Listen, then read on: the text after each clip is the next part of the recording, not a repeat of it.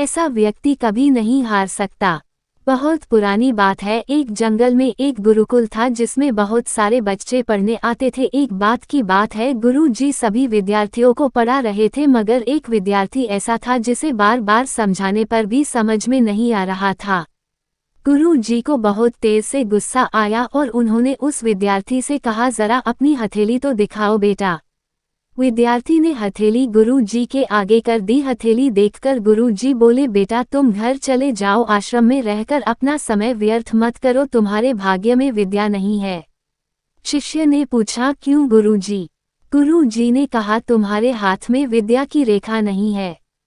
गुरु जी ने एक होशियार विद्यार्थी की हथेली उसे दिखाते हुए कहा, ये देखो, ये है विद्या की रेखा, ये तुम्हारे हाथ में नहीं है, इसलिए तुम समय नष्ट ना करो और घर चले जाओ और वहां अपना कोई और काम देखो। ये सुनने के बाद उस विद्यार्थी ने अपने जेब से एक चाकू निकाला जिसका प्रयोग वह रोज सुबह अपनी दातुन काटने के लिए करता था। उस चाकू से उसने अपनी हाथ में एक गहरी लकीर बना दी। हाथ में खून बहने लगा। तब वह गुरु जी से बोला, मैंने अपने हाथ में विद्या की रेखा बना ली है गुरु जी। ये देखकर गुरु जी द्रवित हो गए और उन्होंने उस विद्यार्थी को गले से लगा लिया। गुरु जी बोले, बेटा तुम्हें विद्या सीखने से कोई ताकत नहीं रोक सकती है। दृढ़ निश्चय और परिश्रम हाथ की रेखाओं को ही बदल देती है।